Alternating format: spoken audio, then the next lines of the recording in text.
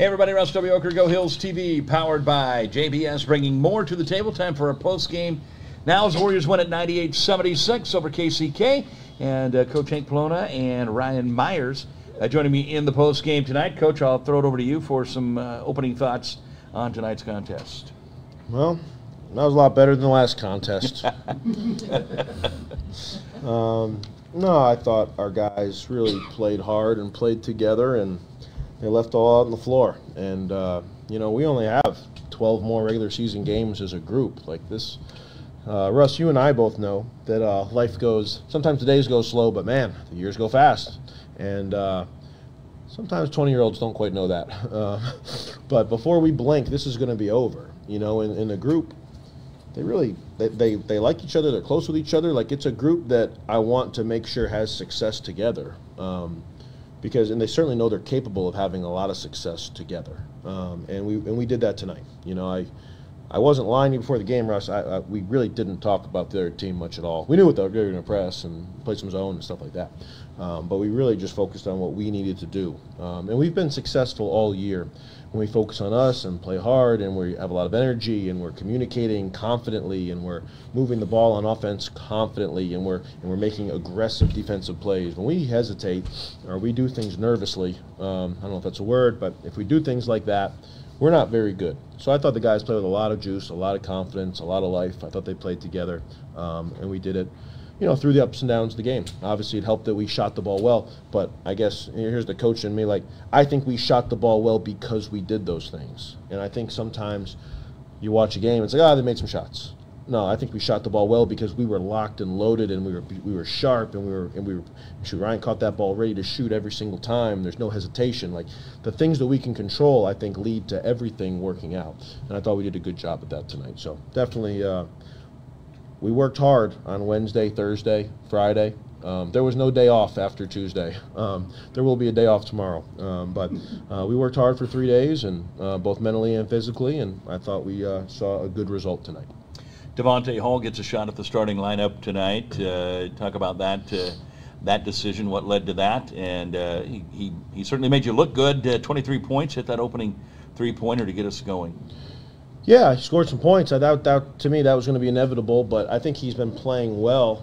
He's really been starting to figure it out. He's played a lot of minutes in both the games, helped us really win at Dodge City. He played a lot of minutes versus Moberly. I didn't think he played particularly good on Tuesday, but I didn't think anybody did. I didn't think I coached particularly good. I thought we were a train wreck on Tuesday. But I thought he's just really been moving in the right direction. I think he's about the stuff that I'm about. I think he cares. I think he's team-oriented. I think he's talented. And we knew they were going to pressure, so we wanted to put 3 guards out here. And then, I love this dude to the right of me very much. If you didn't notice, I've been trying to get him back on track. So we weren't about to throw him back in the lineup. He's had a lot of chances at that. So I thought I wanted to play 3 guards against the press. Obviously starting Truth and Don. Don landed on a kid's foot when he made that 3, so just a little bit of an ankle injury there for Don. But, obviously I thought Devontae did a good job. The stuff that we talked about defensively the last couple of days, I thought he did as good as anybody. So, I don't know, I've always had success when you reward what happens in practice. A lot of coaches say practice matters, and they just play the same guys every game. You guys know me, I switch it up pretty good. So we try to reward what happens in practice, and I thought Devontae definitely is starting to figure it out, and certainly had a great game tonight. Ryan Myers here, 23 points tonight. Talk a little bit about your performance, and as a shooter, obviously we know you can shoot. As a shooter, are there nights when you just know it's there? I don't really think of it like that. I just try to think of like what coach and what we need to do as a team. I try to just focus on doing my job, spreading the corners, and just making sharp movements on the court and just making the right plays. Not necessarily about thinking about shooting and scoring, because I feel like coach say all the time, if you think about shooting and scoring, that's being self-oriented, and you're going to fail doing that. So if you give yourself to the team, you're going to be and do your job. It's all going to show for itself. They did force some turnovers in the press tonight. We turned it over 20 times tonight. Talk a little bit about what they were doing specifically that at times caused us problems. I feel like just being confident, making aggressive, confident plays, and talking to each other, throwing the ball up the court. That was one of the things that we should have did more, but it's fine. We kept it going. we kept trying to keep the pace high and just push for layups, not just break the press, just push to go score. Obviously, Coach, you talked about the first half better than the second half, and I thought the second half was not bad, by the way. Right. We didn't make as many shots, but yeah, I didn't think. I thought that there was a little stretch there early in the second half where we struggled, but I didn't think the second half was bad at all. So I thought. I mean, they're a very good basketball team. Right. I think obviously we all know Brandon Burgett. I respect the heck out of him. I think he's one of the best coaches in junior college. I think if he decides, he's obviously from Kansas City, and I know Brandon works with some AAU programs down there and things like that. I think Brandon can coach anywhere in the country. So, I thought they're really good. I mean, we didn't take anybody out and cool off there. We played till the very end. So yeah, I thought the guys played outstanding. For there's some tough stretches, but I thought it was a good 40-minute performance.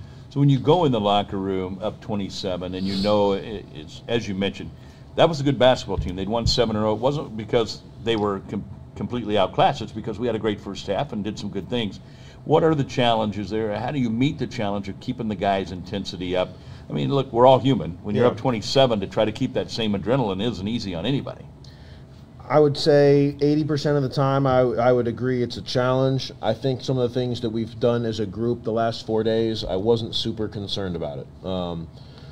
Once we've struggled when we're winning, when we get complacent. When we fight adversity, when we struggle a little bit, we actually really come together pretty good. And we were together the last couple of days. I think yesterday probably these guys left last night thinking that they'd had a great 3 days and we were all going to be great. And then I think we threw, I know I threw a couple more things at them today. Today wasn't all.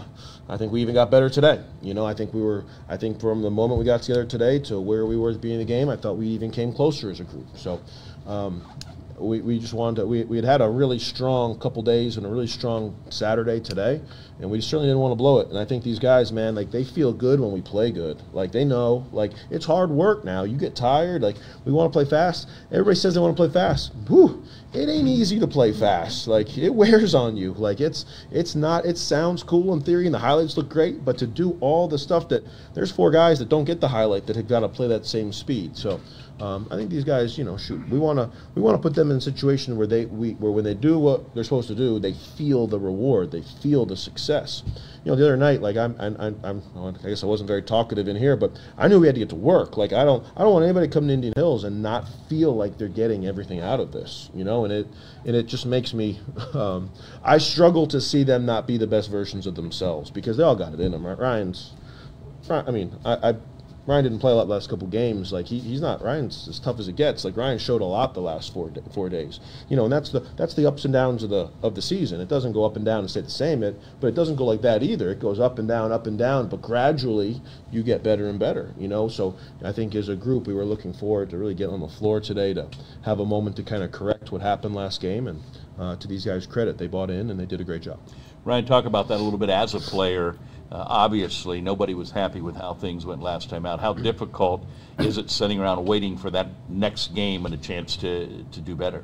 I feel like it all started in practice. It definitely was tough coming off a loss. So I just knew coming into practice, just let's give it all we got. We knew Coach was going to challenge us. So just give it all we got and focus on everything we need to do and everything he's asking us to do coming into this game and give it all we got and just win. All right, so we get the win, 98-76. Now you have a full week before you play again, and when we do play again, conference play starts. And, of course, Indian Hills, the mere mention of Southeastern gets everybody's blood pressure up a little bit. Everybody's excited, and it's not easy to go over there and play. For the guys that haven't been over there to play, most of your guys have played in tough environments before. How much can the guys from last year help, the guys that haven't seen it with what that environment's going to be like next Saturday night? Yeah, I don't know. It's kind of, you get a feel for it during warm-ups. It becomes pretty obvious that the place is going to be full. So I think it kind of builds excitement. Ryan's played in the NCAA tournament before. Ryan's played in front of 20,000 people. And when we have a couple guys that have played in environments like that, so I would agree. I think it's and shoot, Devontae Hall's a freshman. I don't know, Russ. You ever been to Hyde Park versus Simeon or Hyde Park versus Whitney Young? he's played in front of some people before, you know. Shoot, Trevion LeBeau's played in the Wells Fargo Arena, man, you know, so won a state title. So these guys have all played in some difficult environments before. We've really tried to work on our communication because it is hard to communicate in there.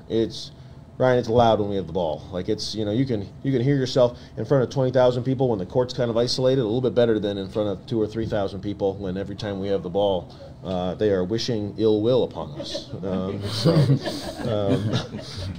But to me, I don't know. To me, it's cool. Like it's what you play for. I mean, I think you play for the big games. You play for you play to challenge yourself. The only way you find out what you're made of is testing yourself in tough environments. So, obviously Enoch, Eddie, Leroy, and Mahamadou have all been over there. But these guys, they know what they're doing. So we'll talk about it a little bit. Just it's an important game because of when you have 4 conference games. Well, they all mean a lot. Right.